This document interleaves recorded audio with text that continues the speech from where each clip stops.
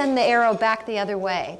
I've been talking about how are games infiltrating social media and social software. But how is social software infiltrating games? How is it shaping games? I see 3 trends that I think are starting to really push on games, and in the next couple of years we'll do it even more. The first is accessibility, making software deeply, profoundly accessible. What do I mean by that? There's 3 things. UI. We have seen a dramatic increase in easy-to-use, accessible UIs in the last couple of years. It's very heartening to us UI designers. And I think that's going to continue, and you see that happening in games, in casual games and other kinds of games. People are really working hard to make the games simpler and easier to use. The second kind of accessibility is in the API. You see services like YouTube and Twitter and Google Maps and services like that opening up and documenting their APIs, which makes that service tremendously more accessible to the whole web because people can really write different clients against that.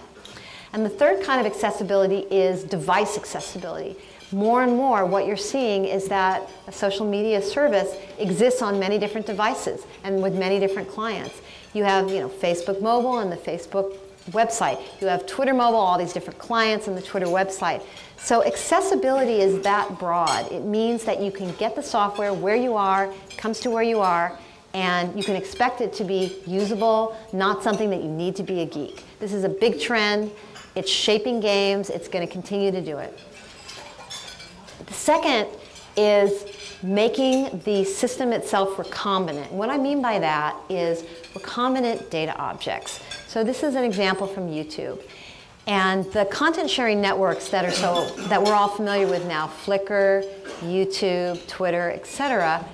If you think about what the core data objects are within it, they are small things that are recombinant. They can be recombined, they can be searched, they can be filtered and sent via RSS to outside sources. And that might seem really obvious to those of you who live in this world, but if you're coming from the games world, this is not how games work. Most games do not have this property. But more and more, I think games will have this property because it gives you a lot of power. And I'll be showing you an example of a game that has this property a little later. But I think this is a big trend that we're going to see infiltrating a lot of different kinds of systems that have social objects at their core, objects that people want to share and discuss. The third trend is syndication. So services that are syndicated. I'm using the word syndicated to mean content that exists outside of where it was sourced. Okay?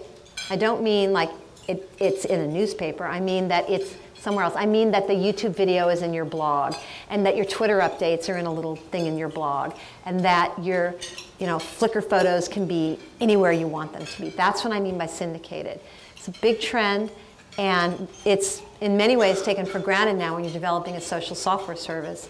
But in terms of games, you're seeing this more and more. You're seeing games that have a bit of them that live. You're seeing a mobile phone that gives you status updates from your MMO.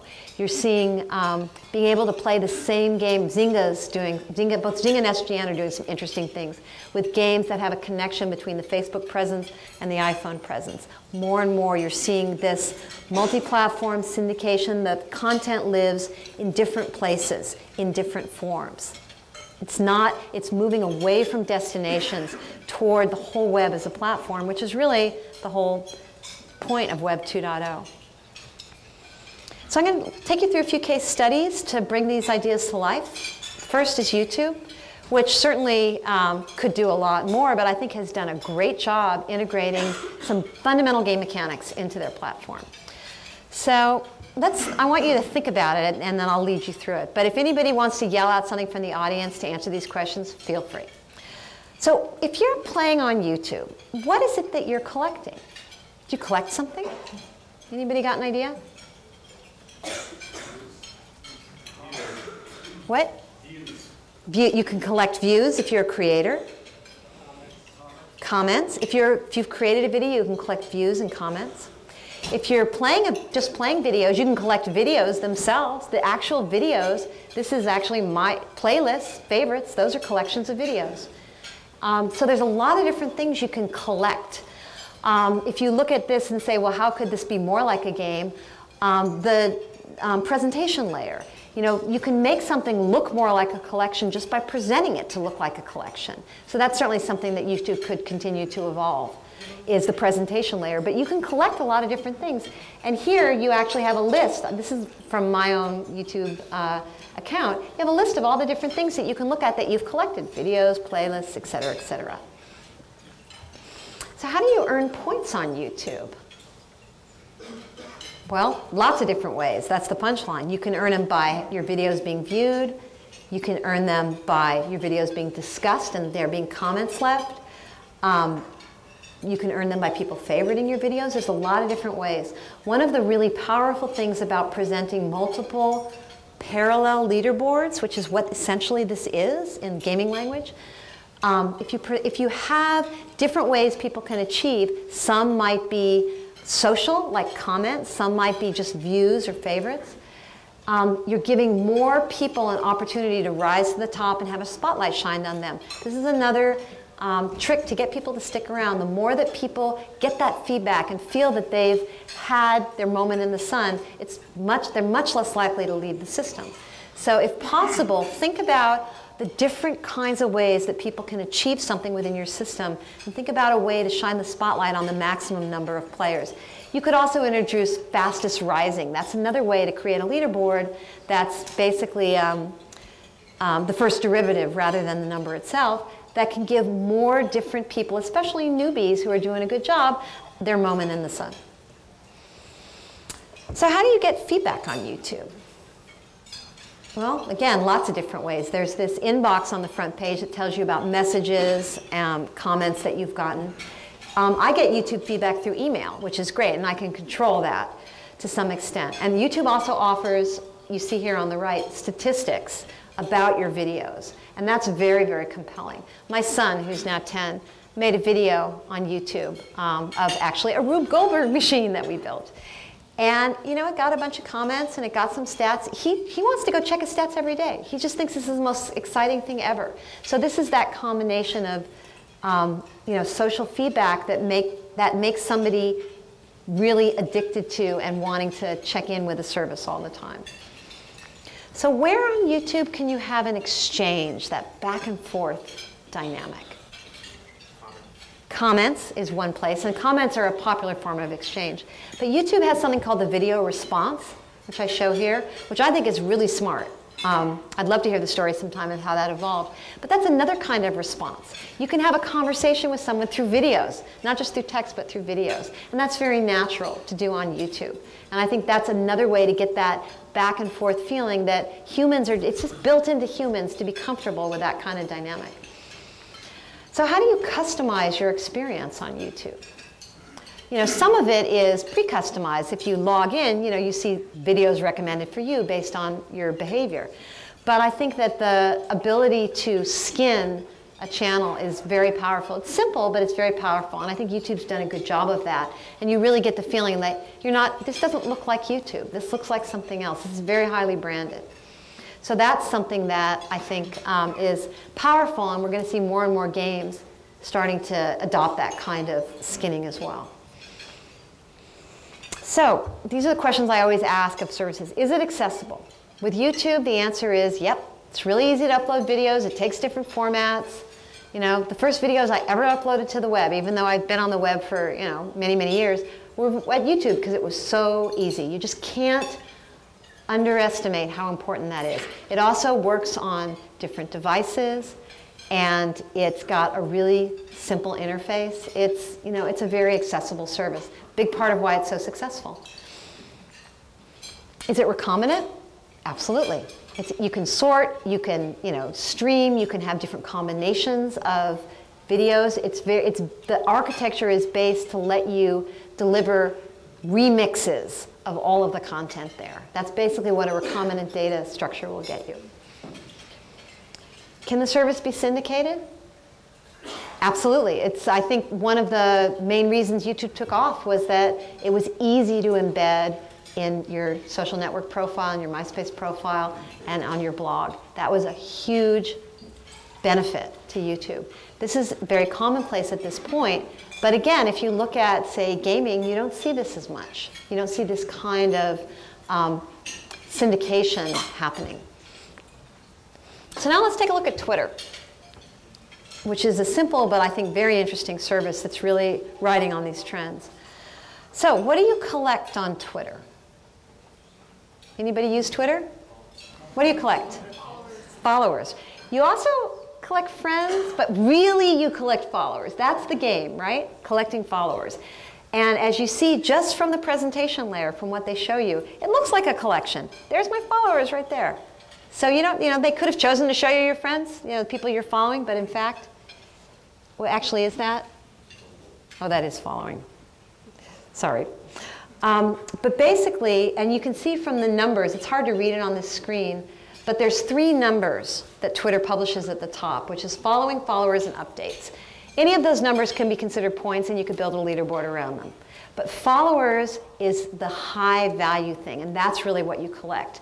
So for Twitter to evolve and to continue to get better, or for Twitter's third-party clients to evolve, because that's really where the UI innovation is taking place in Twitter, is the clients.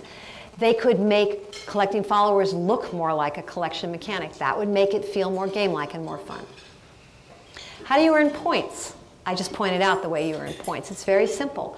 Does Twitter have leaderboards? No, they don't need to. Somebody else built it. Yay! So that's part of the beauty of the open API, is that they didn't need to build that. Somebody else did. This is a Twitterholic leaderboards that are actually, again, it's that theme, multiple parallel leaderboards. You can sort along different dimensions. How do you get feedback on Twitter? There's a lot of ways. I mean, that's part of what's interesting. It's such a simple service. You can get feedback via your email, which is great. It can tell you certain things, and you can configure that. You also have the @reply and the DM, the direct message. So there's multiple ways for you to engage with and get feedback. There's retweeting. That's a new meme that's coming up. And I'm sure there'll be more. So within this very, very simple framework, there's been all this emergent activity around interaction and feedback, which I think speaks to the power of the service itself. Where do you have exchanges in Twitter? Replies? Mm-hmm. Retweeting. And again, you see that implicit versus explicit. Most of the, in fact, except for friending, which is the one kind of exchange. Actually, I take it back.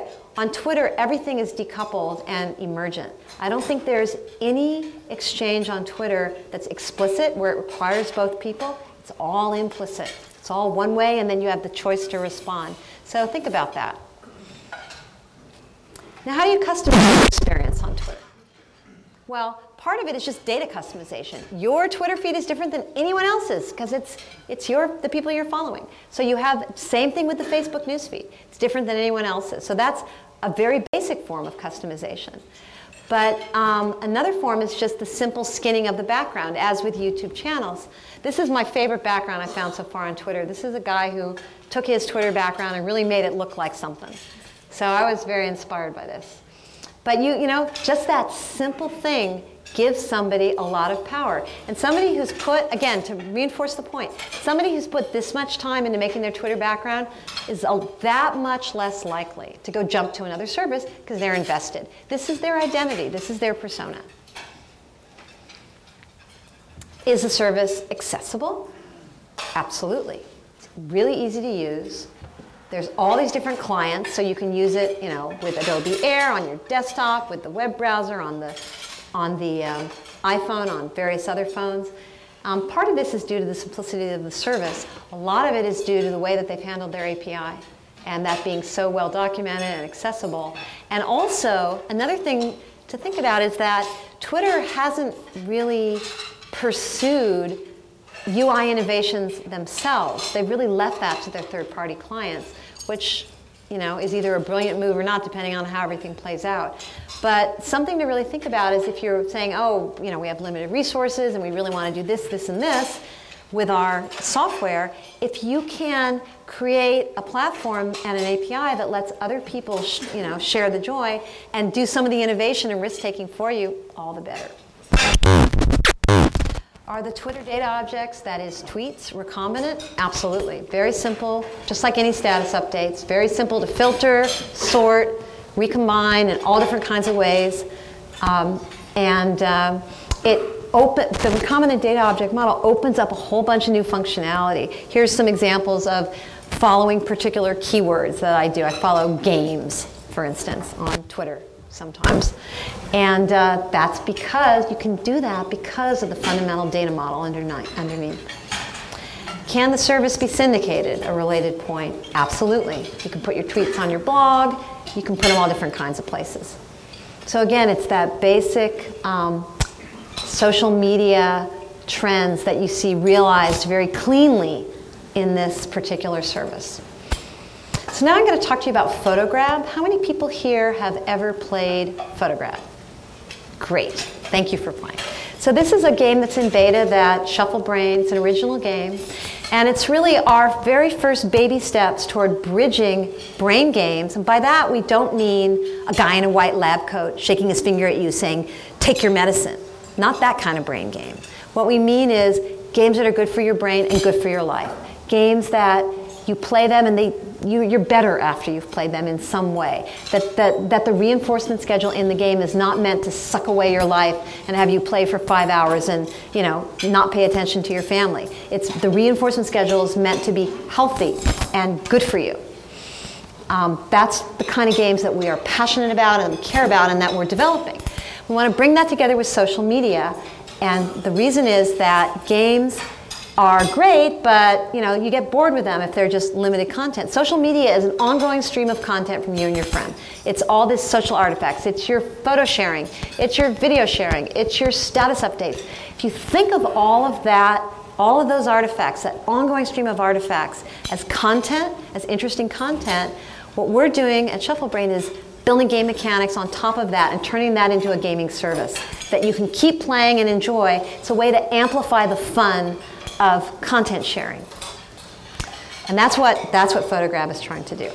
So those of you who haven't played, feel free to go play. I'll give you a URL at the end. But let's look at this from the game mechanics and social media point of view. So do you collect anything? What do you collect in PhotoGrab? A couple things. One, we have badges and achievements. That's there down the side. It's classic, it's very common in games. Xbox Live I think has really pushed this into the mainstream. And we adopted this as well, and we specifically designed our badges to reward and acknowledge a whole bunch of different kinds of behaviors. Leaving comments, creating videos that get played, playing games. All of these are ways to earn badges. What's great is that you look at someone's profile and quickly you get a sense for, oh, this person is an old timer, or maybe they're a newbie. And they're really into creating games. Look, their games are popular. Oh, they haven't created any games, they're just playing. Look, they leave a lot of comments, they're very social. It's a really shorthand way to both get somebody to feel more connected to the service because you're developing their persona as you earn the badges. But it's also a way to tell other people in class a little bit about that person. You also can collect games that you've played and games you've created. You have completed all games you've ever played and created, which is nice for you, it's nice and convenient, but anyone who looks at your profile it's another way to do content discovery. Anyone who looks at your profile can just browse the games you've created and play and say, oh, I haven't seen that one. Or this person plays some games that I like. I think I tried some of the other ones. They seem to have the same taste. So that kind of thing. How do you earn points in PhotoGrab? Well, you can earn points as a player by playing games and leveling up and improving your skill, and there's a very specific skill level. You can also create games. Over 10% of our players have created games, which we're thrilled with.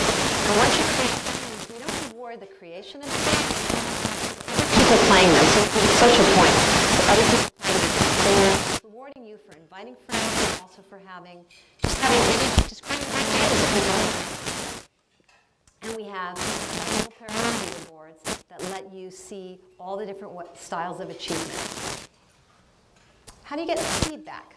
A couple of ways. One is a very standard gamey way to get feedback, which is at the end of each game that you play, and by the way, games are 1 to 2 minutes long, very short. You get your score, you see it compared to other people who have played the game, friends and others, and then you get your new rating based on that score. Your rating can go up a teeny bit or quite a bit depending on how well you've done and how you've done in the past. We have a very sophisticated rating system that tracks this. And then you also see how you're doing in relation to your friends. Are you beating your friends? Are you behind your friends? And we see that same dynamic here as I described to you with eBay and the person with 90 feedback points working hard to get to 100 because it's a level. We see people, if they see that they're very close to a friend, they'll play a whole bunch of games really quick to try and get better than their friend. And we do use Facebook notifications to message people when their friends have passed them. We're seeing a lot of activity around that simple dynamic. You also get feedback out metagame.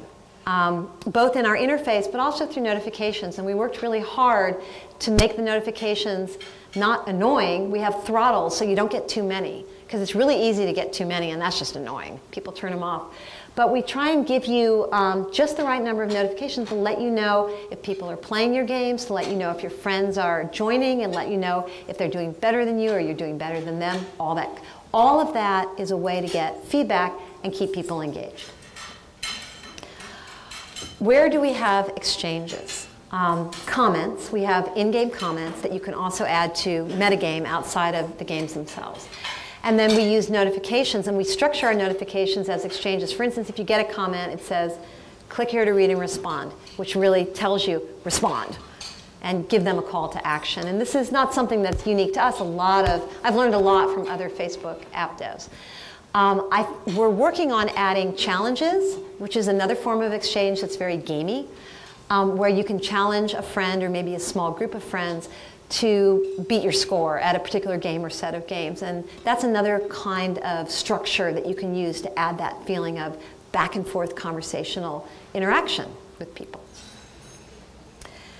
And for customizing your experience, we have a couple of ways of doing that. One is what I've talked about before, which is the data feed, the core data feeds. So our whole game is feed-based. It's these very modular games and data structures that are feed-based. So what you see on the front page of PhotoGrab is a feed that tells you about what your friends are doing, similar to the Facebook feed. If your friends have created games, if they've leveled up, if they've gotten certain achievements, you see that in your feed. You also see who's been playing among your friends and what they've played, another hook for game discovery. But then we also allow the skinning of games, and soon we're going to allow the skinning of the whole app for third-party clients. Is something we're working on. But these are all ways to let you feel that this isn't just this game, it's your game. It's your version of the game. And to let people show off in their games, to give them a bit more creativity in their games and let them design a custom background and some custom dialogue so that it's not just the standard game, but something that really feels personalized, almost like a cross between game playing and scrapbooking. So is the service accessible? Yes and no. I would give us a middling score here. We're working hard to make it more accessible. The UI is very accessible. We iterated like hell, did a lot of testing, and both playing a game and much more importantly creating a game is very, very easy. And that's something that we feel great about. We're currently working on making our API fully documented and working so that that's accessible as well, which is another component. And we're also working on developing an iPhone version of our game, another component of accessibility. But like many of you, we're a small startup with limited funds, so we're having to make hard choices about which of these will generate revenue. But that's what we're working on. And again, this is very inspired by looking at social media and saying, how can we use these smart lessons of what social media systems are doing to apply this to our own games and turn games into something that's more like social media. Are the data objects recombinant? This is something where we're really trying to innovate. Time will tell how it plays out. But the way we structured our games are made up of photos, and each photo gets marked up in the editor. It's very quick and easy. Try it. Try creating a game. It should take you 3 minutes. So once you've selected several photos, 3 to 5, and mark them up with the details that you want your friends to find, then you've got a game and it tells all your friends about it. That's great. The games are available through RSS, so you can subscribe to an RSS feed and right there in your reader just see the new games people are creating, or just that your friends are creating, or just that one person is creating. They're all there. And beyond that, each element, each image itself in the game is also recombinant. So for instance, here's at the top you see a sunny beach day in January. I took that, that's my daughter and my son. We had a wonderful time on a warm January day at the beach in LA. I made a game out of it. In a couple of months, I might have another sunny beach day and take some of those pictures and combine them with these other pictures. And they're there, they're ready, they're all marked up, so I can recombine not just the games themselves, but the individual elements of the game, and then turn those into new games, which can then be accessed via RSS and widgets. So that's a little bit about game mechanics and social media and how they're intersecting and influencing each other. I'm really interested in what you guys are thinking about and struggling with and wondering about.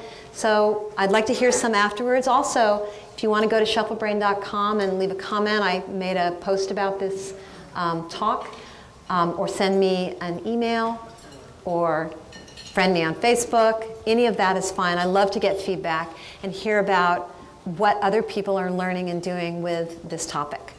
So thank you very much.